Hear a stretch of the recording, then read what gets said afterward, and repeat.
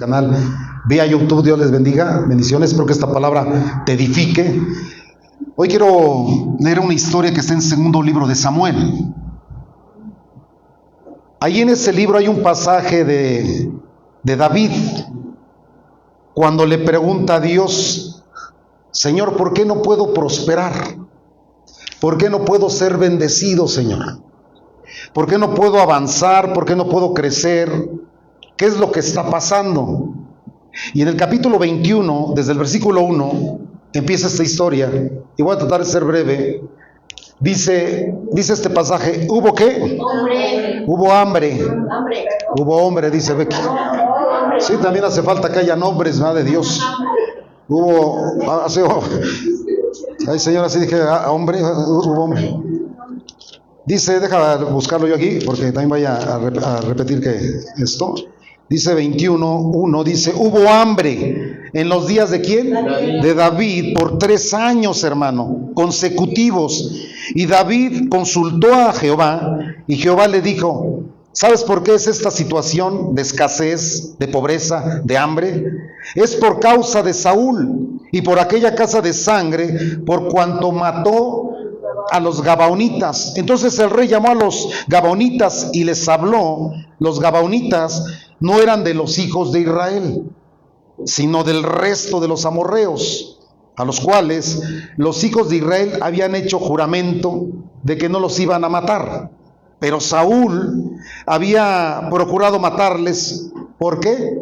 Por celos por los hijos de Israel y de Judá. Y dijo pues David a los gabaonitas: ¿qué haré por vosotros y qué satisfacción os daré para que bendiga el Señor la heredad?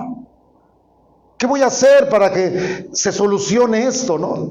¿Qué voy a hacer para que el Señor nos bendiga? ¿Qué haré por ustedes? Mira, iglesia, así pasa con nosotros. A veces nos hemos preguntado, o no sé si te has preguntado: ¿por qué no puedo prosperar? ¿Por qué no puedo alcanzar mis metas? ¿Por qué no puedo ser bendecido? Hoy le vamos a preguntar a Dios. Dile a tu hermano: hoy más le vamos a preguntar a Dios. El día miércoles el pastor Edmundo nos compartió de que una de las causas era tener la envidia de los impíos, y porque ponemos nuestra mirada en donde no debemos, porque nos enfocamos en ver a la gente que prospera, ¿sí o no? Y eso nos causa envidia, nos lastima de ver cómo prospera aquel, cómo prospera el otro, y eso provoca en nosotros una envidia que nos va a detener para que las bendiciones vengan y a consecuencia nos puedan apartar del camino del Señor. Porque a veces nosotros ponemos un negocio, fracasa, ponemos otro y fracasa, y una y otra vez se viene abajo. ¿No te has preguntado qué es lo que está pasando? ¿Qué está sucediendo? Yo quiero decirte que, te lo voy a decir de esta forma: muchos de nosotros no sabemos que tal vez uno de nuestros ancestros pudo haber hecho un pacto de pobreza y te alcanzó. Tal vez uno de nuestros descendientes hizo pactos, ¿verdad?, con la miseria, con la escasez, y eso te pudo haber alcanzado. Por ejemplo, no sé cuántos de aquí tuvieron parientes conformistas. Muy conformistas. Y ellos se quedaron así, porque ellos establecieron vivir así. ¿En dónde? ¿En qué? En el conformismo. Y eso espiritualmente nos llegó a alcanzar. Y después, sin darme cuenta, yo me volví en una persona conformista. Igual que el tío, igual que el abuelo, igual que el pariente. O no sé, que tal vez tuviste ancestros o parientes deudores, mala paga. Pero tampoco quieres pagar, hermano. Pero tenías un tío o un abuelo que no pagaba o no quería pagar. Tal vez tuviste descendientes flojos. De eso sí tenemos un montón, ¿eh? O un pariente mantenido. Hoy vamos a investigar por qué estaba sucediendo esto con David, porque muchos de nosotros no sabemos qué tipo de maldiciones generacionales venimos arrastrando. cómo era tu abuelo, cómo era tu tío, cómo era tu hermano, tu primo, tu sobrino, y vienen arrastrando ahí maldición a través de pactos, di a través de pactos. Algo similar le pasó a la historia en David. Primero prosperó y luego ya no. Le vino una crisis por 3 años consecutivos. Hubo hambre, hubo pobreza, y David tenía un Dios poderoso, un Dios maravilloso, un Dios que nos bendice. Él lo sabía, pero ahora estaba viviendo una crisis. Estaba viviendo una situación. ¿Cuántos saben que Dios nos ha bendecido? ¿Cuántos saben que tenemos un Dios de poder, un Dios de amor, de prosperidad? Y entonces, ¿qué nos pasa a veces? Que empiezan a haber tiempos de escasez, tiempos de pobreza, tiempos de maldición. Mira lo que dice Efesios 1:3. Pablo el apóstol escribe en Efesios 1:3: bendito sea el Dios y Padre de nuestro Señor Jesucristo, que nos bendijo con toda bendición espiritual en los lugares ¿qué? Celestes. Esto quiere decir, hermano, que lo normal para los cristianos es que estemos bendecidos. Pregúntale a tu hermano: ¿usted está bendecido? Se ve en la cara, velo bien. A veces Dios permite etapas difíciles. A veces Dios permite que nuestra vida a veces se estropee o que nos vaya mal. Pero cuando permanece ese mal, ya no es normal. ¿Sí me estás entendiendo? ¿Qué es lo que está pasando? Y eso fue lo que se preguntó David. Esto no es normal. Que un año fue de escasez y el otro año era igual y el otro año igual. Ya no era normal para el pueblo ni para la vida de David que estuviera sucediendo eso. Y tenemos que poner mucha atención cuando eso pasa en nuestras vidas. Necesitamos observar y poner atención. Dicen los sociólogos que el hombre es un animal de costumbres. Así dicen. Pero te digo algo: nosotros, tú y yo, como hijos de Dios, no nos podemos acostumbrar a vivir así, en la miseria, en la mediocridad, en la pobreza, en la ignorancia, en la flojera, en la pereza. No nos podemos acostumbrar. Dile a tu hermano: usted no se acostumbre. No sea un hombre de costumbres pésimas, fatales, porque eso va a tener consecuencia a sus descendientes. No te acostumbres, hermano. Hay gente que se acostumbra, lo decíamos la otra vez, a su enfermedad. ¿Sí o no? Se acostumbra a sus traumas, a sus complejos, a sus inferioridades, y prefieren vivir así. Se acostumbran a sus adicciones, a sus mentiras, y año con año para ellos es normal vivir así. Pero no es así, hermano, porque aquí dice: Dios nos ha bendecido con toda bendición, primera espiritual, después física y después material. ¿Sí me estás oyendo? Ahora, ¿cuántos cristianos se han acostumbrado a vivir en una miseria espiritual? Está tremendo eso. Cuando Dios me ha bendecido, yo no puedo ser un cristiano mediocre. Si Dios me ha bendecido y me ha dado sabiduría y me ha dotado con toda bendición, yo no puedo ser una persona fusilánime o mequetrefe, o estar manifestando actitudes que no son correctas. ¿Sí me estás entendiendo esto? Y a veces me pregunto, ¿por qué lo que quiero hacer no lo hago? Y lo que no quiero hacer, eso es lo que hago. Algo está pasando. ¿No será que estoy arrastrando maldiciones de mis ancestros porque mi padre era igual que yo? Era igual de flojo, era igual de mantenido, era igual de enojón, de irresponsable. Y eso me está pegando espiritualmente porque estoy haciendo lo mismo.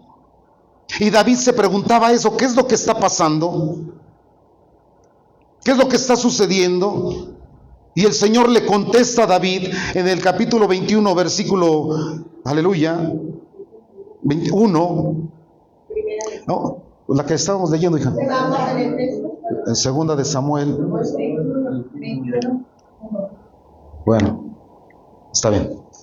Dice: hubo hambre en los días de David por 3 años consecutivos. Y David, ¿qué fue lo primero que hizo?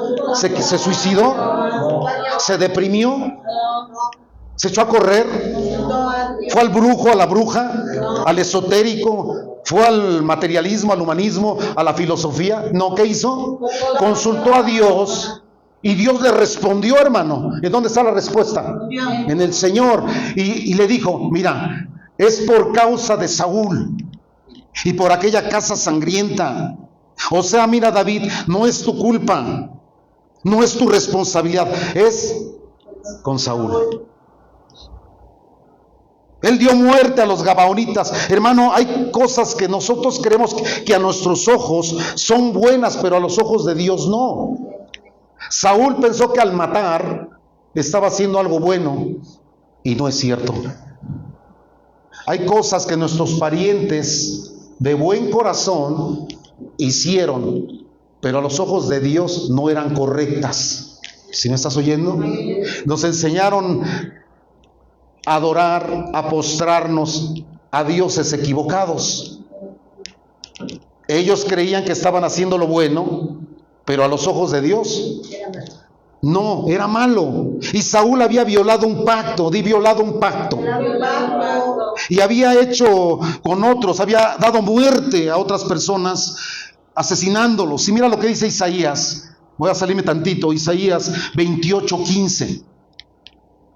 Mira lo que dice ahí en Isaías. Subraya ese versículo.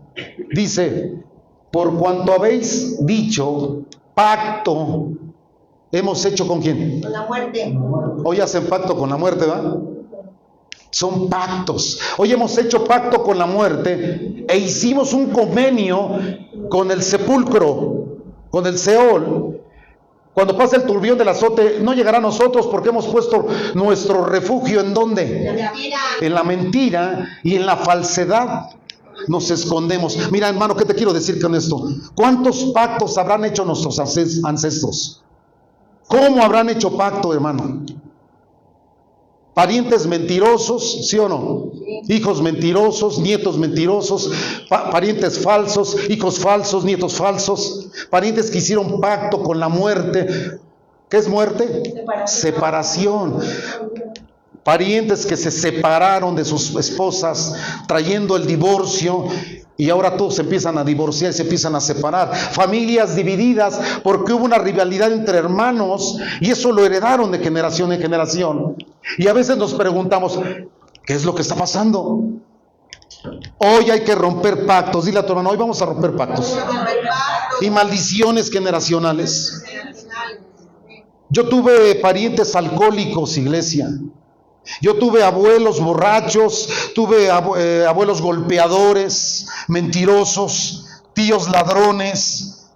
A uno lo asesinaron porque lo agarraron infraganti teniendo relaciones sexuales, hermano. Ahí lo asesinaron. Y todavía dijo, me mataron por una mujer bonita, o no sé cómo dijo. Me mataron por una mujer morena. ¿Cómo sabes que era morena? Mi padre se suicidó. Hizo un pacto. ¿Esos son pactos con qué? Con la muerte. Y a veces no sé si tú, platicando con algunas personas, han venido pensamientos de suicidio y uno se pregunta, ¿cómo es posible que yo esté pensando quitarme la vida? Cuando tenemos un Dios que venció la muerte y que resucitó, que es un Dios de vida. ¿Cómo estoy pensando en quitarme la vida? Y no te explicas por qué, pero necesitamos ver el árbol genealógico o de los parientes que hicieron pactos. ¿Por qué soy así? ¿Sí me estás oyendo, hermano? Yo tuve muchos parientes y muchos descendientes que vivían de manera incorrecta. Y a lo mejor eso es lo que a veces me quiere alcanzar y es lo que me quiere tirar. Parientes que vivieron en la pobreza. Yo tenía unos tíos que eran pepenadores, hermano. Y siempre que venían, pues uno los veía con lástima, con tristeza. Tuve muchos parientes, ladrones, asaltantes, y dices, wow, ¿qué tanto estaré yo arrastrando, trayendo a mi vida? Por eso me siento así. De repente vienen ataques, y yo le digo al Señor, esto no es normal. ¿Qué es lo que está pasando? Empieza a romper esas maldiciones. Alejando esos pensamientos mediocres, esos pensamientos de muerte para empezar. Y no actúes ni vivas de la misma forma en que vivieron tus parientes. pero hasta los imitamos, ¿sí o no, hermano?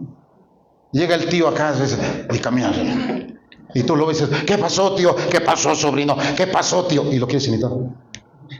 Cuidado, cuidado. ¿Estás entendiendo? ¿Por qué eres tan callado? ¿Por qué eres tan serio? Y a veces, oye, ¿por qué usted es tan callado? ¿Por qué es tan serio? No sé, así soy. No, ya no es normal. ¿Sí me estás oyendo callado? ¿Por qué eres tan serio? ¿Por qué eres tan melancólico? ¿Por qué eres tan enojón, tan pleitero, tan arrebatado, tan vicioso? Adúltero, ¿por qué?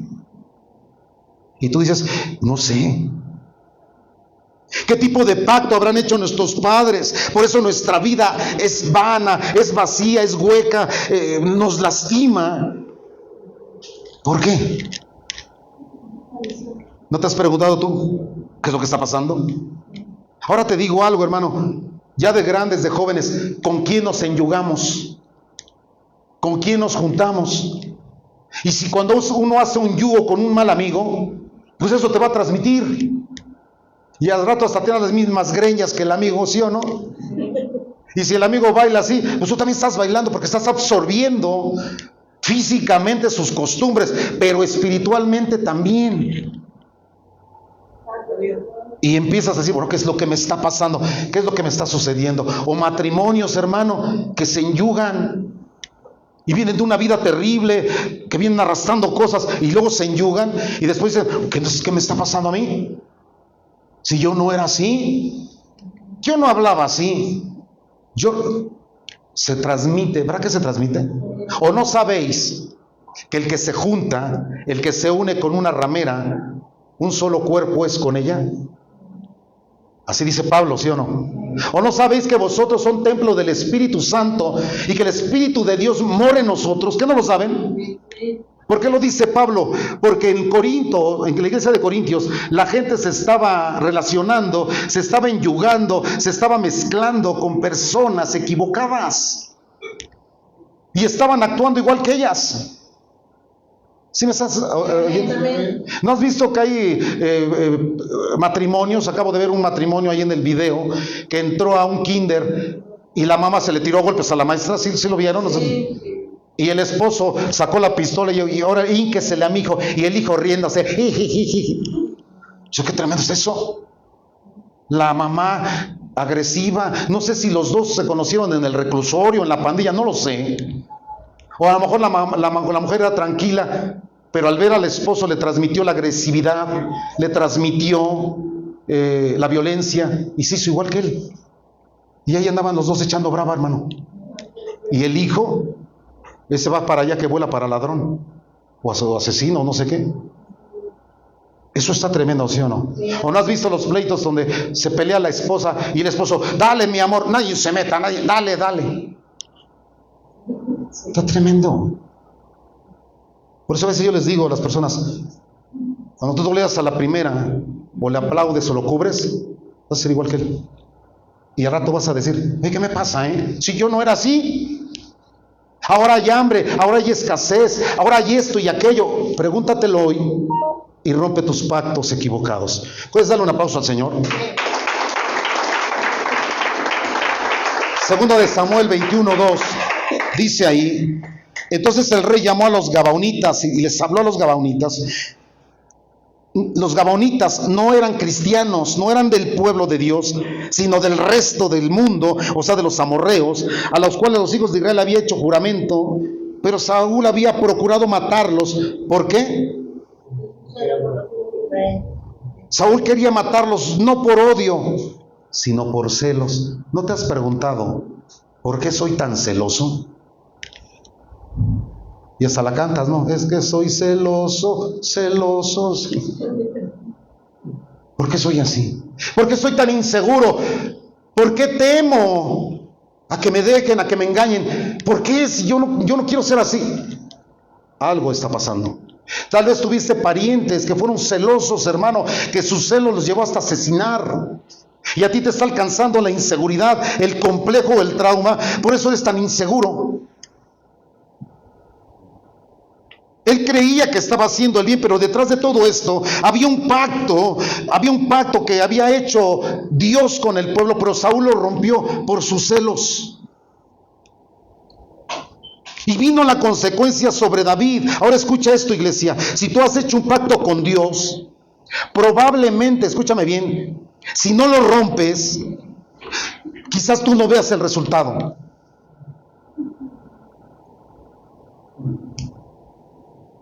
Pero tus hijos y tus nietos sí lo van a ver. ¿Sí me estás oyendo? Sí. O sea, mira, si tú tienes un pacto de muerte, un pacto de celos, de iras, de contiendas, de herejías, de adulterio, de fornicación, de lo que tú quieras, y no las has roto, a lo mejor no veas las consecuencias, pero tus hijos sí las van a ver. Y no se para ahí la consecuencia, la van a ver tus nietos. ¿Sí me estás oyendo? Ellos lo van a ver.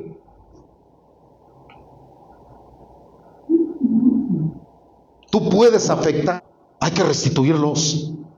Cumple y podrás recibir la misericordia de Dios. Mira Deuteronomio 23, 21, porque ya se paró el camarógrafo ahí.